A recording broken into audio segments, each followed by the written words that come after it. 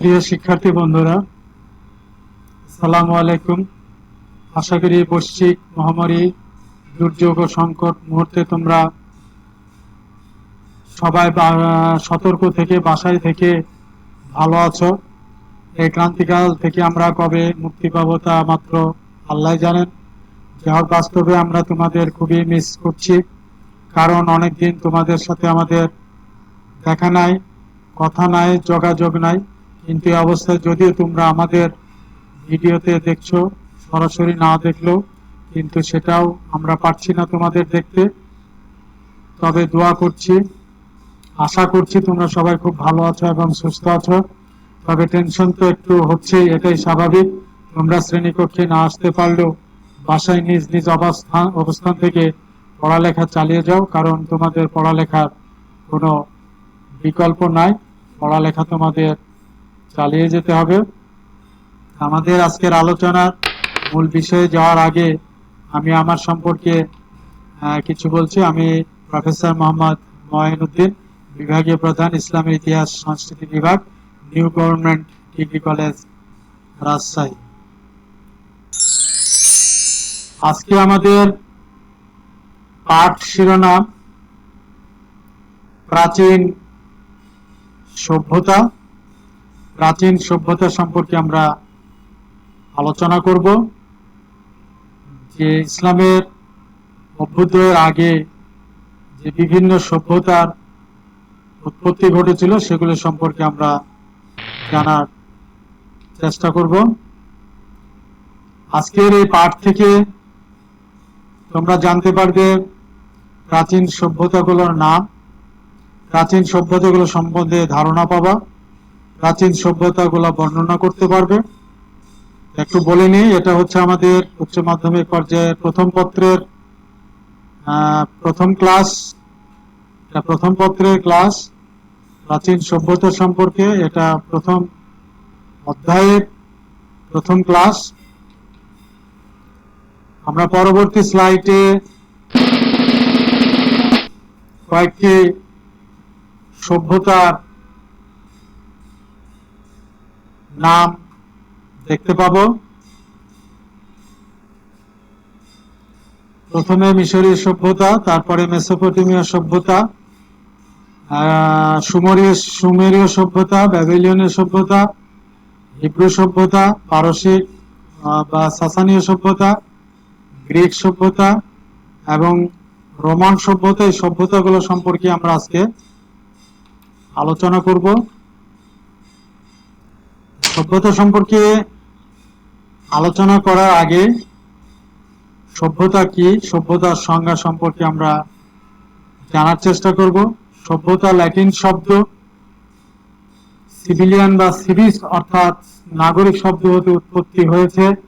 স্থান কাল নির্বিশেষে কোনো একটা সমাজের সদস্যগণ পারিপার্শ্বিক ও পারস্পরিক সমস্যাগুলো মোকাবেলা করতে গিয়ে যে ধরনের সমাজ ব্যবস্থা বা সমাজ সংগঠন, রাজনৈতিক প্রতিষ্ঠান সমূহ, অর্থনৈতিক ব্যবস্থা ও কার্যাবলী, আইন, শিল্প, সাহিত্য, পোশাক, পরিচ্ছদ, আচার আচরণ, বিজ্ঞান, ধর্ম, দর্শন সৃষ্টি করে, তাই ওই সমাজের সংস্কৃতি বলে পরিচিত হয়। সংস্কৃতি সভ্যতারই একটি অঙ্গ মাত্র। একটি সভ্যতায় একাধিক সংস্কৃতি থাকতে পারে, আর এই সংস্কৃতি যখন উন্নতির চরম শিখরে পৌঁছে এবং স্থিতিশীল হয়, তখন এটা ওই সমাজের সভ্যতা রূপে আখ্যায়িত হয়। এম টেইলরের মতে মানব জীবনের সকল দিক, যথা সামাজিক, সাংস্কৃতিক, অর্থনৈতিক, ধর্মীয় ইত্যাদি সভ্যতা অন্তর্ভুক্ত। আমরা প্রথমেই আলোচনা করব প্রাচীন সভ্যতার মিশরীয় সভ্যতা সম্পর্কে। মিশরীয় সভ্যতার সংক্ষিপ্ত রূপ হচ্ছে, মিশরীয় সভ্যতার উন্মেষ হয় মিশরের নীল নদের অববাহিকায়। মিশরকে নীল নদের দানও বলা হয়। অবশ্য মিশরকে মিশরের নদী হুয়াংহোকে মিশরের দুঃখ বলা হয়। যা হোক, এখানে নানা প্রকার শস্য তুলো উৎপাদিত হতো প্রাচীনকালে। এশিয়া, ইউরোপ ও আফ্রিকায় 3টি মহাদেশ দ্বারা মিশর পরিবেষ্টিত। এখানে মিশরীয় সভ্যতার কিছু নিদর্শন দেখছি। এই নিদর্শনগুলা সম্পর্কে আমরা আলোচনা করব। খ্রিস্টপূর্ব 5000 অব্দের দিকে খ্রিস্টপূর্ব 5000 অব্দের দিকে মিশরীয়রা নতুন প্রস্তর যুগ থেকে উন্নতি লাভ করে শহর কেন্দ্রিক সমাজ জীবন গড়ে তোলে। তাদের শাসনকর্তাকে ফারাহ বলা হতো। রাজ্যের সমস্ত সম্পদ আর প্রাণের অধীশ্বর ছিলেন এই ফারাহ। তিনি দেশের রাজনৈতিক ধর্মীয় প্রধানের কাজ করতেন। ফেরাউন নিজেকে দেবতার বংশধর বলে মনে করতেন। অধিকাংশ মানুষ কৃষিকাজে নিয়োজিত ছিল। রাস্তাঘাট নির্মাণ, মন্দির নির্মাণ, খাল খনন ইত্যাদি কাজের জন্য কৃষকদেরকে মজুর হিসাবে বেগার মানে কোনো পারিশ্রমিক ছাড়াই খাটানো হতো। মিশরের অর্থনৈতিক ব্যবস্থার মূল ভিত্তি ছিল কৃষি। নীল নদের অববাহিকার উর্বর জমিতে গম, বার্লি, তুলা, বিভিন্ন তরকারি ফলের চাষ প্রচুর পরিমাণে হতো। তাদের ব্যবসা বাণিজ্য প্রসার লাভ করে। তখনকার সমাজে 2 শ্রেণীর মানুষ ছিল, যেমন স্বাধীন মানুষ এবং পরাধীন বা দাস। ধনী ও অভিজাত শ্রেণীর সুন্দর দালানে বাস করত, আর দরিদ্ররা ঘরের ঘরে বাস করত। সমাজে মেয়েদের মর্যাদাপূর্ণ অবস্থান ছিল। তারা বিড়াল, কুমির, বাজ পাখি, হরিণ, ষাঁড়কে দেবতা তুল্য মনে করত। ওসিরাস ছিল শস্য ও নীল নদের দেবতা। আইসিস ছিলেন মহান মাতা। মিশরীয়রা বিশ্বাস করত যে মানুষ মৃত্যুর পর আবার জীবিত হয়ে উঠবে। তাই তাদের মৃতদেহ অক্ষত রাখার জন্য মমি করতে আগ্রহী হয়ে উঠে। ক্ষমতাসীনরা তাদের দেহের মমি যেন ভবিষ্যতে চোর ডাকাত বা শত্রু দ্বারা লুণ্ঠিত হতে না পারে, সেজন্য পিরামিড নির্মাণ করে যেত তাদের মমির নিশ্চিন্ত নিরাপত্তার জন্য। প্রাচীন মিশরে হায়ারোগ্লিফ লিপির প্রচলন ছিল। এতে ছবির সাহায্যে মনের ভাব প্রকাশ করা হতো। এই লিপিতে একক ব্যঞ্জন ধ্বনি বিশিষ্ট 24টি এবং 2 ব্যঞ্জন ধ্বনি বিশিষ্ট 75টি প্রতীক ব্যবহার হয়। স্থাপত্য শিল্পে মিশরীয়রা অসাধারণ দক্ষতার পরিচয় দিয়েছিল। মিশরে ভাস্কর্যের ও চিত্রশিল্পের বেশ প্রসার ঘটেছিল। পিরামিড প্রাচীনকালে অনন্য আশ্চর্য কীর্তি। 20-25 লাখ বিশাল পাথরের টুকরা নিখুঁতভাবে জোড়া দিয়ে 400-500 ফুট উঁচু পিরামিড তৈরি করে তাদের বিজ্ঞান ও কারিগরি কৌশলের পরিচয় দিয়েছে। তারা যোগ, বিয়োগ, গুণ ও ভাগের ব্যবহার জানত। তারা ভগ্নাংশের সাথেও পরিচিত ছিল। তারা জীবনের সর্বক্ষেত্রে অভাবনীয় উন্নতি সাধন করে।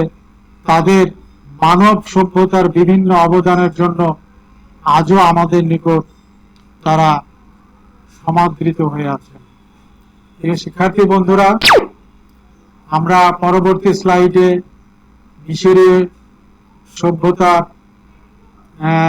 কিছু ছবি দেখছি। এখানে নীল নদের একটি ছবি, তারপরে পিরামিডের কিছু ছবি দেখানো হয়েছে। তো আমরা এখন যে বিষয়গুলো আলোচনা করব, মুখ্য বিষয় হচ্ছে ফারাহ, ওসিরাস, আইসিস, পিরামিড, হায়ারোগ্লিফ লিপি। এগুলা মিশরীয় সভ্যতার সঙ্গে অতপ্রতভাবে জড়িত।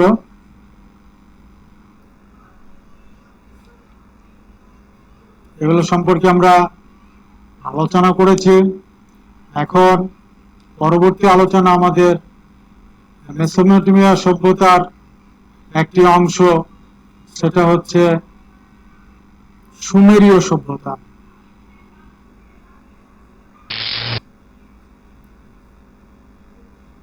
মেসোপটেমীয় অঞ্চলে সর্বপ্রথম সুমেরীয়রাই সভ্যতা গড়ে তুলেছিল। ধারণা করা হয় যে পৃথিবীর সর্বপ্রথম সুসভ্য জাতি ছিল এই সুমেরীয়গণ। তাদের সভ্যতার নিদর্শন প্রত্নতাত্ত্বিক খননের মাধ্যমে উন্মোচিত হয়েছে। সুমেরীয়রা সিনার অঞ্চলে ফোরাত নদীর মোহনার সন্নিকটে প্রাচীনকালে যে সভ্যতা গড়ে তুলেছিল তাই সুমেরীয় সভ্যতা বলে পরিচিত। আনুমানিক খ্রিস্টপূর্ব 4000 অব্দের কাছাকাছি সময়ে সুমেরীয়রা এই অঞ্চলে বসবাস শুরু করে। তারা মূলত টাইগ্রিস ও ইউফ্রেটিস নদীর মধ্যে অবস্থিত অববাহিকা অঞ্চলের অধিবাসী। তারা লিখন পদ্ধতি, আইন কানুন, ধর্মীয় অনুভূতি, ব্যবসা বাণিজ্য, জ্ঞান বিজ্ঞানের চর্চা প্রথম শুরু করে। ঐতিহাসিকগণ মনে করেন যে তারা আকৃতিতে ছিল খাটো, নাক ছিল খাড়া এবং চোখ কিছুটা গর্তে ঢোকানো। খ্রিস্টপূর্ব 3500 অব্দে সুমেরীয়রা বিভিন্ন নগর প্রতিষ্ঠা করে উন্নত মানের সভ্যতা গড়ে তোলে। তারা ছোট ছোট পাহাড়ের উপর শহর বানাতো। তারা শহরের চারদিকে দেওয়াল গড়ত। সুমেরে তখন প্রায় 20টি নগর রাষ্ট্র গড়ে উঠেছিল। এদের মধ্যে উর ছিল নেতৃস্থানীয়। এর প্রথম রাজা মেসান্নি পাড্ডা পশ্চিম এশিয়ার প্রাচীনতম রাজা বলে তিনি পরিচিত। ক্ষুদ্র ক্ষুদ্র রাজ্যসমূহের অধিপতিকে পটেজি বলা হতো। খ্রিস্টপূর্ব 2000 অব্দে রাজা ডুঙ্গির নেতৃত্বে একটি কেন্দ্রীয় শাসনের নেতৃত্বে এসেছিল। দেয়াল ঘেরা সুমেরীয় নগরের মাঝখানে ছিল তাদের ধর্মমন্দির জিউরাট। তাদের অর্থনীতি ছিল কৃষি ভিত্তিক। তারা পরিকল্পিতভাবে খাল খনন করেছিল। এছাড়া বন্যা নিয়ন্ত্রণের জন্য তারা অনেক বাঁধও নির্মাণ করেছিল। তারা গম, যব, বার্লি, খেজুর ও শাকসবজি প্রচুর পরিমাণে উৎপাদন করত। তারা গরু ছাগলও পালন করত। তারা লাঙ্গল দিয়ে জমি চাষ করত। তারা সভ্যতার ইতিহাসে সর্বপ্রথম চাকা আবিষ্কার ও ব্যবহার করে। এই সময় সমাজে 3টি শ্রেণী ছিল, যেমন অভিজাত শ্রেণী, দ্বিতীয়ত সাধারণ মানুষ ও দাস, দ্বিতীয় ছিল সাধারণ মানুষ, তৃতীয় ছিল দাস। এই সময়ের শুভ আদ নামক একজন মহিলা রাজারও পরিচয় পাওয়া যায়। তবে সমাজে পুরুষদের কর্তৃত্ব ছিল বেশি, কারণ স্বামীরা স্ত্রীকে বন্ধক ও বিক্রয় করতে পারত। সুমেরীয় সভ্যতার বিশেষ অবদান ছিল তাদের আইন ব্যবস্থা। এ ব্যাপারে সুমেরীয় সম্রাট ডুঙ্গির অবদান অনস্বীকার্য। পরবর্তীকালে হাম্মুরাবি আইন ব্যবস্থা ডুঙ্গির আইন ব্যবস্থারই পরিবর্ধিত সংস্করণ বলে মনে করা হয়। সুমেরীয় আইনের বিধান ছিল চোখের বদলে চোখ, হাতের বদলে হাত, নাকের বদলে নাক ইত্যাদি ইত্যাদি। সুমেরীয় সমাজে আইনের চোখে সব মানুষ সমান ছিল না। তারা ডান থেকে বাম দিকে লিখত। তাদের লিখন পদ্ধতির নাম ছিল কিউনিফর্ম। তারা 350টি বর্ণের ব্যবহার জানত। তারা গুণ ও ভাগের ব্যবহার জানত। প্রাসাদের দেওয়াল প্রাসাদের দেওয়ালে পশু ও মানুষের ছবি আঁকত। প্রাসাদের ছাদ নির্মিত হতো কাঠ দিয়ে। ষাঁড় ছিল তাদের ভাস্কর্যের অন্যতম বস্তু। ভাস্কর্যের ঈগল পাখির প্রতীক তাদের কাছ থেকে শুরু হয়েছে।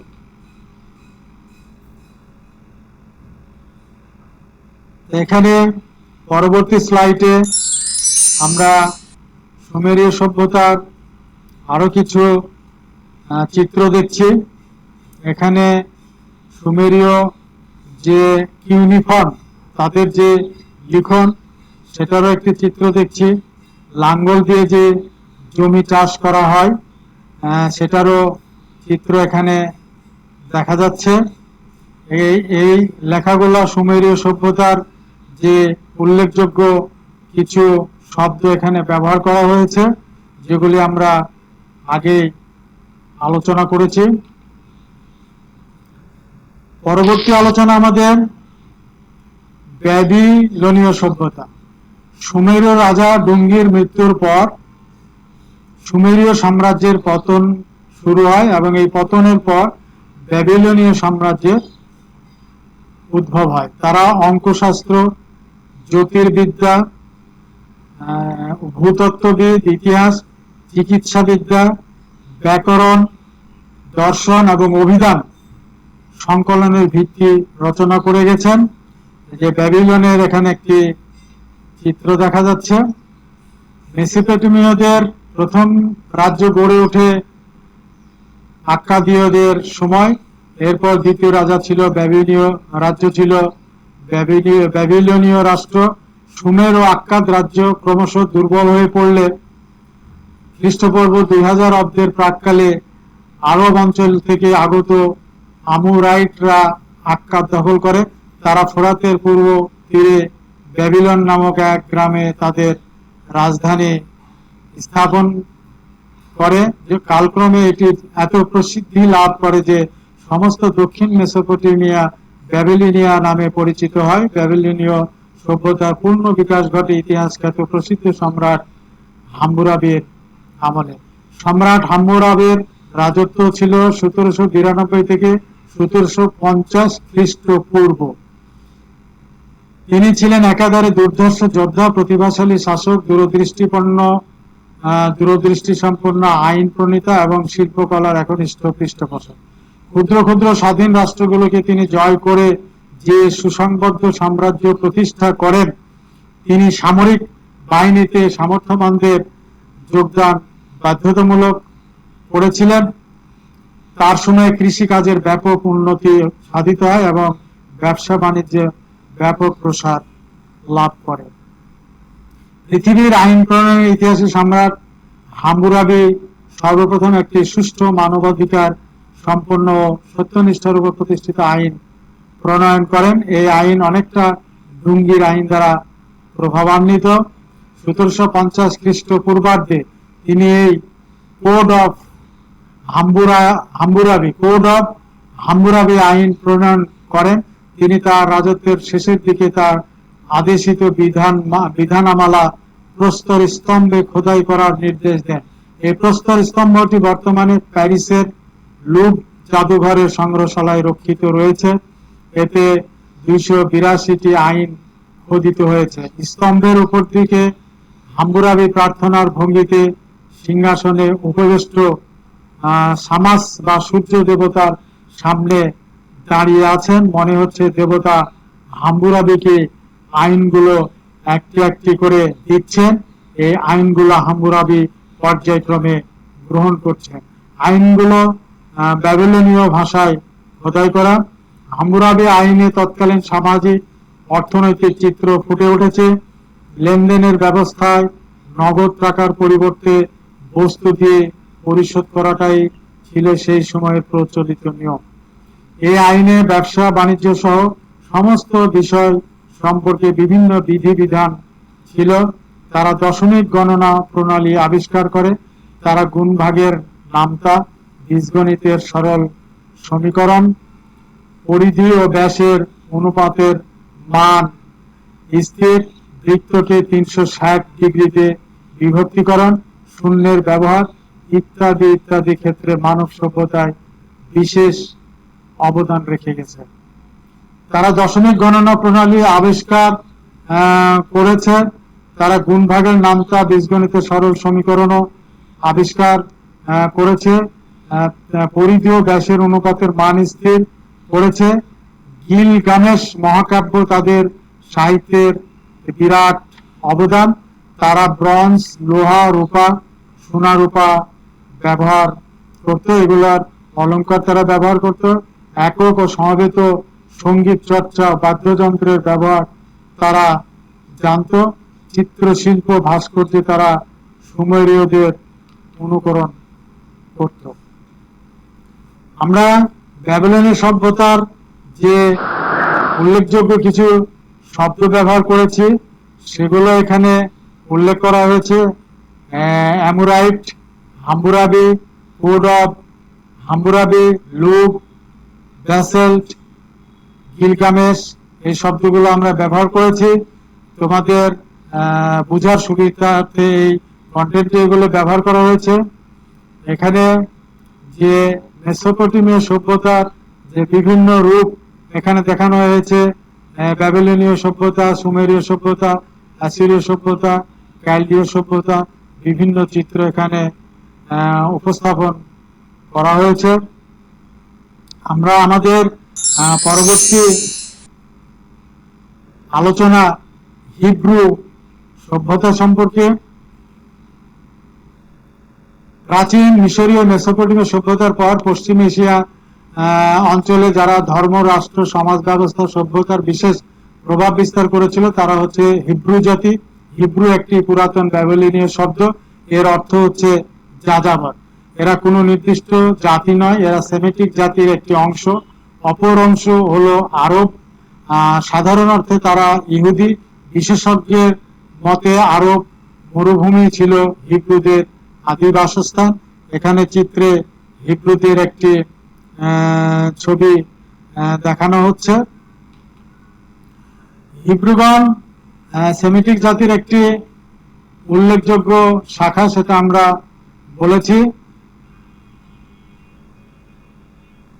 আরবদের থেকে তারা প্রথমে প্যালেস্টাইন গমন করেন এবং তাদের আদিপুরুষ হযরত ইব্রাহিম আলাইহিস সালাম এর নেতৃত্বে মেসোপটেমিয়ায় বসতি স্থাপন শুরু করে। কালক্রমে তারা ফিনিশীয়, আরামীয়, হিব্রু এই তিন ভাগে বিভক্ত হয়। পরবর্তীকালে ইব্রাহিম আলাইহিস সালামের পৌত্র ইয়াকুব আলাইহিস সালাম পশ্চিম দিকে হিব্রুদের নিয়ে যাত্রা করে প্যালেস্টাইনে বসতি স্থাপন করেন।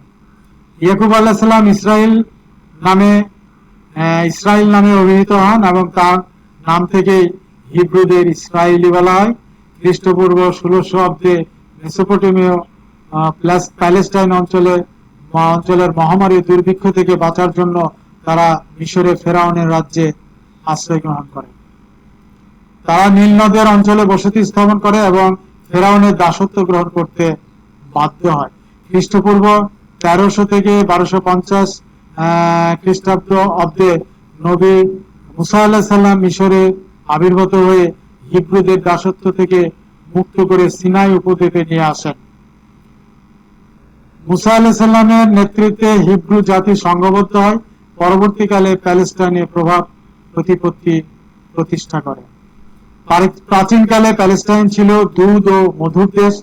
হিব্রুদের দৃঢ় ইচ্ছাশক্তির ফলে খ্রিস্টপূর্ব 1025 অব্দের দিকে হিব্রু রাজবংশ প্রতিষ্ঠিত হয়। প্রথম রাজা ছিল সাউল। এরপরে দাউদ রাজা হয়ে প্রায় 40 বছর শাসন করেন। জেরুজালেমে তিনি রাজধানী নির্মাণ করেন। দাউদ আলাইহিস সালামের পর তার পুত্র সুলেমান আলাইহিস সালাম রাজা হন। তিনি ছিলেন ঐক্যবদ্ধ হিব্রু রাজ্যের শেষ রাজা। সুলেমানের মৃত্যুর পরে হিব্রু রাজ্যে বিদ্রোহের সূত্রপাত হয়। উত্তরের 10টি গোত্র সুলেমানের পুত্রের প্রতি আনুগত্য স্বীকার করে আলাদা রাজ্য গড়ে তোলেন। এর নাম হয় ইসরায়েল রাজ্য। পরবর্তীকালে হিব্রুগণ রোমানদের সাথে মিশে যায় এবং জাতি হিসেবে স্বকীয়তা হারায়। এরপর 1947 সালের পূর্বে ইসরায়েল তারা পৃথিবীর কোথাও আলাদা স্বাধীন রাষ্ট্র স্থাপন করতে পারেনি। ক্যানানাইট ও ব্যাবিলনীয় আইন থেকে প্রভাবিত হয়ে ইহুদিগণ যে আইন প্রণয়ন করে তা ডিউটারোনমিক কোড নামে পরিচিত। সর্বশ্রেষ্ঠ সাহিত্যকর্ম তারা প্রণয়ন করেন। তাদের এই সাহিত্যকর্ম রক্ষিত আছে ওল্ড টেস্টামেন্ট ও অ্যাপোক্রাইফা বইয়ের মধ্যে। পণ্ডিতগণ স্বীকার করেন যে ধারাবাহিক রচনা একত্রিত করে এবং কিছু সংস্কার করে ওল্ড টেস্টামেন্ট তৈরি করা হয়েছে। মুসা আলাইহিস সালামের বাণী এতে সংগৃহীত হয়েছে। প্রার্থনা সঙ্গীতের বেশিরভাগই রাজা ডেভিড বা দাউদ আলাইহিস সালামের রচিত বলে মনে করা হয়। এর মধ্যে অনেক প্রার্থনা সঙ্গীত তার বন্দী অবস্থায় লেখা। এছাড়া ইহুদি সাহিত্যকর্মে যে সকল গ্রন্থ বিশেষভাবে আলোড়ন সৃষ্টি করে তার মধ্যে সলেমানের জ্ঞান জিজ্ঞাসা ও উইজডম অফ সলোমন উল্লেখযোগ্য। হিব্রু সভ্যতার আমরা পরবর্তী স্লাইডে দেখছি যে কিছু শব্দ ব্যবহার করা হয়েছে, যে শব্দগুলো আমরা উল্লেখ করেছি, যেমন প্যালেস্টাইন, ইব্রাহিম আলাইহিসসালাম, ইসরায়েল, ফেরাউন, মুসা আলাইহিসসালাম, ডেভিড বা দাউদ আলাইহিসসালাম, জেরুজালেম, সুলেমান আলাইহিসসালাম, Jehovah, Deuteronomic code, Old Testament ও অ্যাপোক্রাইফা, উইজডম অফ সলোমন। এই শব্দগুলো আমরা ব্যবহার করেছি। এই শিক্ষার্থী বন্ধুরা, আমরা পরবর্তী স্লাইডে আলোচনা করব পারসিক বা সাসানীয় সভ্যতা সম্পর্কে। 1500 খ্রিস্টপূর্বের পূর্বে আর্যদের যে শাখাটি পারস্য উপসাগরে দক্ষিণে বসতি গড়ে তোলে তারা পারসিক, এবং যে শাখাটি উত্তর পশ্চিমের পর্বত সংকুল এলাকায় বসতি স্থাপন করে তারা মেদ নামে পরিচিত। পারসিক সম্রাটদের মধ্যে ডেরিয়াস বা দারাউস ছিলেন সর্বশ্রেষ্ঠ সম্রাট। এই সম্রাট সাইরাসের মৃত্যুর পর তার পুত্র ক্যাম্বিসেস পারস্যের সিংহাসনে আরোহণ করেন। তিনি আততায়ীর হাতে নিহত হলে দারাউস নামে অভিজাত শ্রেণীর একজন পারস্যের সিংহাসনে আরোহণ করেন। দারাউসের সময় অর্থাৎ 522 থেকে 486 খ্রিস্টপূর্ব পূর্বাব্দে গ্রিক পারসিক যুদ্ধ অনেক দিন ধরে চলে। এক পর্যায়ে ম্যারাথনের যুদ্ধে তিনি পরাজিত নিহত হন। দারাউসের মৃত্যুর পর তার পুত্র জারাক্সেস পারস্যের সিংহাসনে আরোহণ করেন।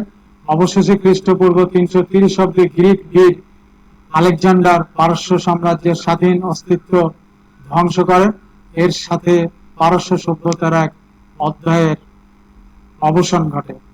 নিকট প্রাচ্যের অন্যান্য সভ্যতার তুলনায় পারস্য সভ্যতার মর্যাদা অনেক উঁচুতে। সামরিক তৎপরতার উপরই পারস্য সাম্রাজ্যের অস্তিত্ব নির্ভর করত। তাই সৈন্যদের সহজ যাতায়াতের জন্য সমগ্র রাজ্য রাস্তাঘাটের মাধ্যমে সুগম করা হয়। মানব সভ্যতায় সবচেয়ে বেশি গুরুত্বপূর্ণ যে অবদান রেখেছে তা হলো তাদের ধর্মবিশ্বাস। তাদের ধর্মের নৈতিকতা বোধ ছিল প্রশংসনীয়। তাদের মধ্যে প্রথম যে ধর্ম বিশ্বাস প্রচলিত হয় তা হলো জরথুস্ত্রবাদ।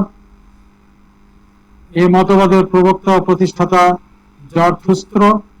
তার নাম অনুসারে তার এই মতবাদের নাম হয় জরথুস্ত্রবাদ। প্রিয় শিক্ষার্থী বন্ধুরা, আমরা এখানেও যে শব্দগুলো নিয়ে আলোচনা করলাম সে কিছু শব্দ এখানে তোমাদের দেখানোর চেষ্টা করেছি। Cyrus, Cambyses, Darius, Marathon, Xerxes, জরথুস্ত্রবাদ, জরথুস্ত্র। এখানে 3টি চিত্র দেখা যাচ্ছে। প্রথমটি হচ্ছে সম্রাট সাইরাস, দ্বিতীয়টি হচ্ছে ক্যাম্বিসেস এবং তৃতীয়টি হচ্ছে দারাউস।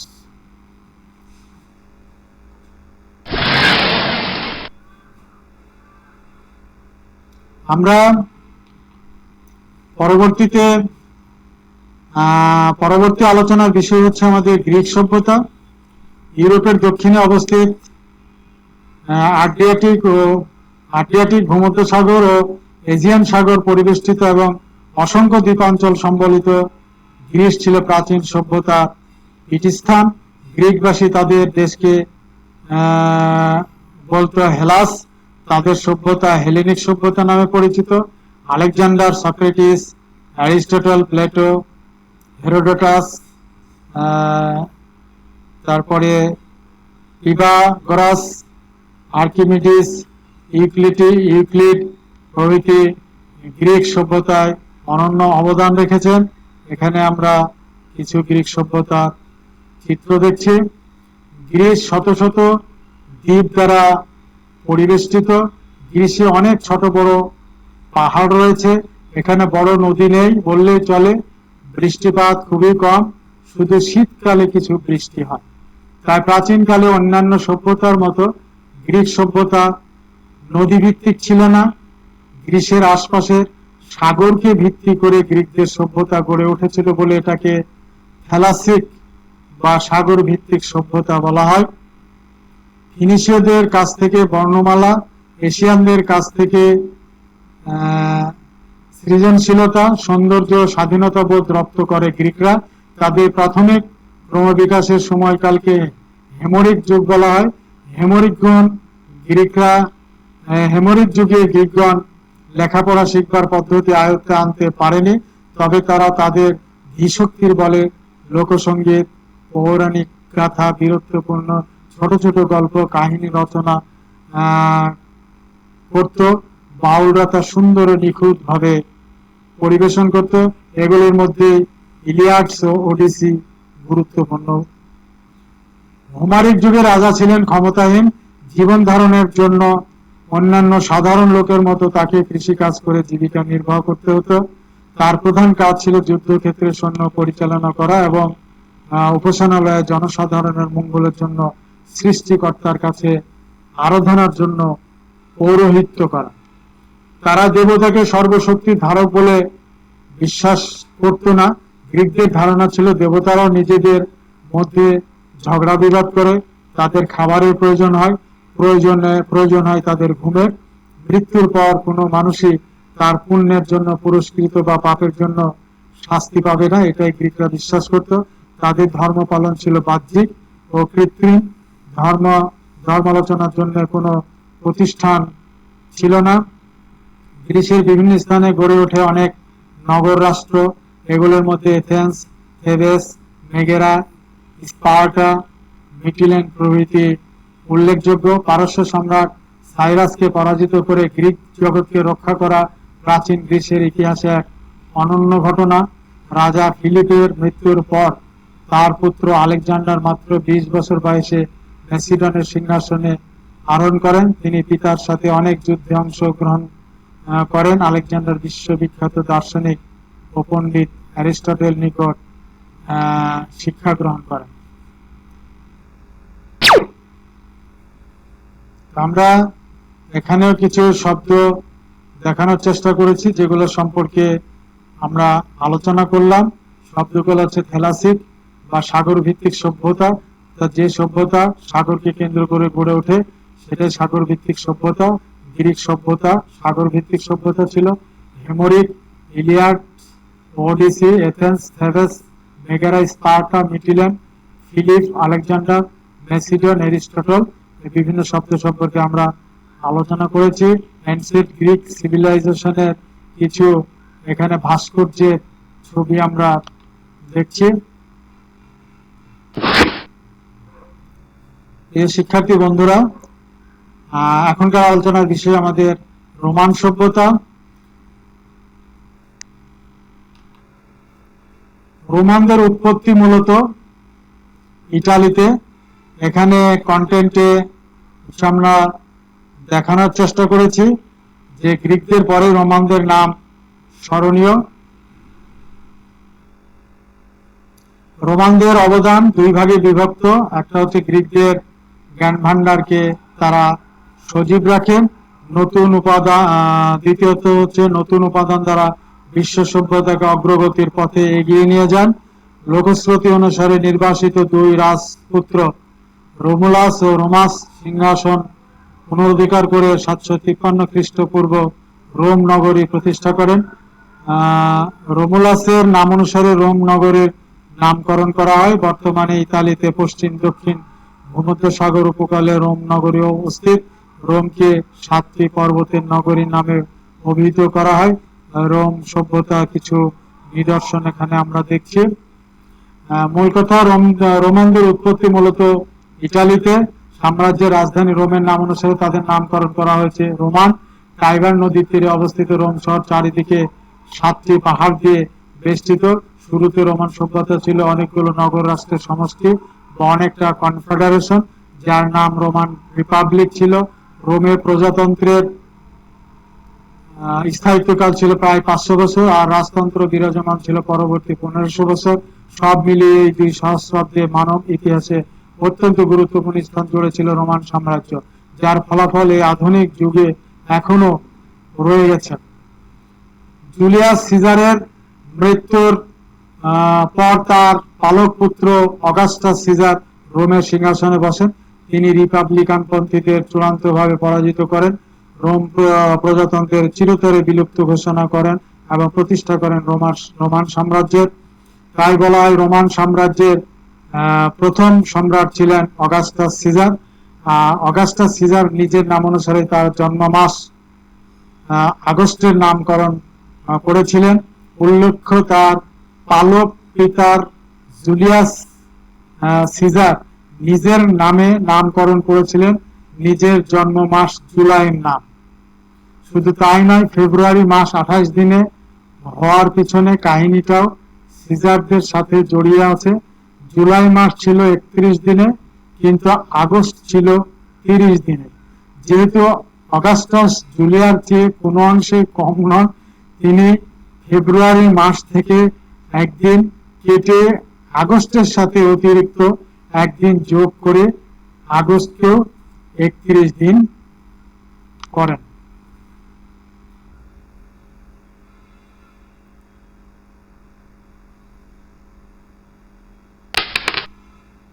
প্রিয় শিক্ষার্থীরা, এখানে আমরা কিছু শব্দ ব্যবহার করেছি বরাবরের মতো: টাইবার নদী, জুলিয়াস সিজার, অগাস্টাস সিজার ইত্যাদি ইত্যাদি।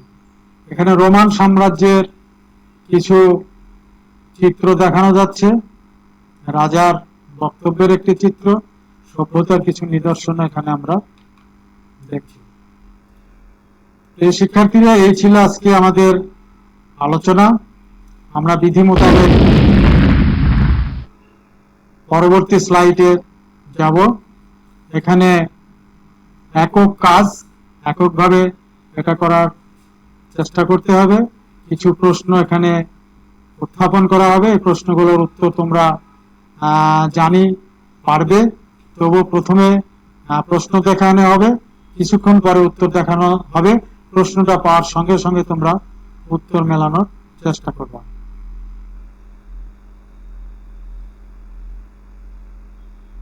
এখানে প্রথম প্রশ্নটা হচ্ছে প্রাচীন সভ্যতাগুলো নাম বলতে হবে। তাহলে এর উত্তর তোমরা অবশ্যই প্রাচীন বেশ কিছু সভ্যতার নাম জেনেছো। এই সভ্যতাগুলো উত্তর হবে প্রথমে মিশরীয় সভ্যতা, সুমেরীয় সভ্যতা,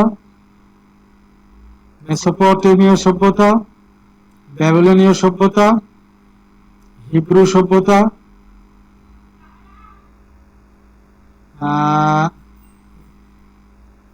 পারসিক সভ্যতা, গ্রিক সভ্যতা, রোমান সভ্যতা। এগুলোর উত্তর আশা করি তোমরা দিতে পারবা, লিখতে পারবা, বলতে পারবা। পরবর্তী স্লাইডে জোড়ায় কাজ, যৌথভাবে এটার সমাধান করার চেষ্টা করবে। যদিও তোমরা এখন বাসায় আছো, তবে অনলাইন যুগ, অনলাইনের মাধ্যমে তোমরা কোনো না কোনো বন্ধুর সঙ্গে যুক্ত হয়ে এটা সমাধান করার চেষ্টা করবে। এখানে একটি প্রশ্ন উত্থাপন করা হয়েছে, মিশরীয় সভ্যতা সম্বন্ধে আলোচনা করতে বলা হয়েছে, এটা তোমরা চেষ্টা করবা। নেক্সট স্লাইডে দেখা যাচ্ছে দলীয়, এখানে কিছু ক্রিকেটারদের চিত্র দেখানো হচ্ছে। বেশ কিছু ক্রিকেটাররা দলীয়ভাবেই মাঠে লড়াই করেন। তোমরাও অনলাইনের মাধ্যমে দলীয়ভাবে সংযুক্ত হয়ে এই কাজটি করার চেষ্টা করবে। এটাই বোঝানো হয়েছে যে প্রাচীন সভ্যতাগুলোর বর্ণনা খাতায় তোমাদের লিখতে হবে।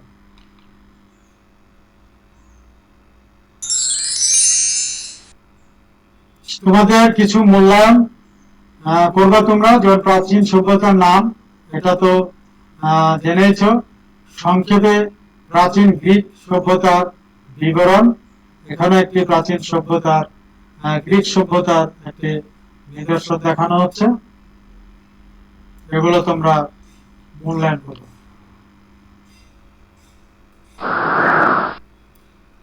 এরপরে বাড়ির কাজ, এখানে একটি উদ্দীপক উত্থাপন করা হয়েছে। উদ্দীপকটা তোমরা একটু পড়ো, আমি পড়ে তোমাদের শোনাচ্ছি। ইনসা এবং ইল প্রাচীন সভ্যতা সমূহ নিয়ে আলাপ করছিল। কথা প্রসঙ্গে ইনসা এলমকে বলে বিশ্ব সভ্যতায় রোমানদের অবদান অপরিসীম ছিল। ইনসার কথার সাথে ইলম আরো যোগ করে বলে সভ্যতার ইতিহাসে গ্রিকদের পরে রোমানদের নাম স্মরণীয়। এখানে তোমাদের উদ্দীপকে যেভাবে প্রশ্ন থাকবে সেভাবে 4টা প্রশ্ন আছে। ক হচ্ছে দারস কত খ্রিস্টপূর্ব অব্দে সিংহাসনে বসেন, যেটা আমরা বিস্তারিত আলোচনা করেছি। খ হচ্ছে মিশরকে নীল নদের কান বলা হয় কেন। গ ইনসার মতে বিশ্ব সভ্যতায় রোমানদের অবদান ব্যাখ্যা করো। ঘ হচ্ছে ইলমের শেষোক্ত কথাটি মূল্যায়ন করো। এগুলো তোমরা উত্তর খোঁজার চেষ্টা করবে ক্লাস থেকে। আমরা পরিশেষে সবাইকে আবারও ধন্যবাদ দেব। প্রিয় শিক্ষার্থী বন্ধুরা, সবাইকে ধন্যবাদ তো অবশ্যই দিব। আবারও দেখো ক্লাসগুলো ফাঁকা। শেষে আবারও বলছি, তোমরা যে যেখানে যে অবস্থায় থাকো ভালো থাকো। আশা করি ভালো আছো। বাড়িতে থাকো, নিজে পরিষ্কার পরিচ্ছন্ন থাকো, অপর সদস্যদের পরিচ্ছন্ন থাকতে সহায়তা করো। বড়দের প্রতি নজর রাখো, ছোটদের যত্ন নিবা। বাইরে গেলে স্বাস্থ্যসম্মত ভাবে বাইরে যাবা, ফিরে আসলে স্বাস্থ্য বিধিসম্মত ভাবে পরিষ্কার পরিচ্ছন্ন হবে। পরিশেষে আমরা বলতে চাই যে আল্লাহর কাছে কামনা করি যেন বাংলাদেশ সহ গোটা বিশ্ববাসীকে আল্লাহ এই করোনার বিপর্যয় থেকে অচিরে মুক্তি দেন। আবারও বলছি, তোমরা সবাই বাসায় থাকো, ভালো থাকো এবং অনলাইন ক্লাসগুলো অত্যন্ত যত্ন সহকারে দেখো। কারণ এই ক্লাসগুলো যদি তোমরা না দেখো নিজেরা ক্ষতিগ্রস্ত হবা, আমাদের পরিশ্রম ব্যর্থ হবে এবং সরকারের প্রচেষ্টাও ব্যর্থতায় পর্যবসিত হবে। সবাইকে ধন্যবাদ। আসসালামু আলাইকুম।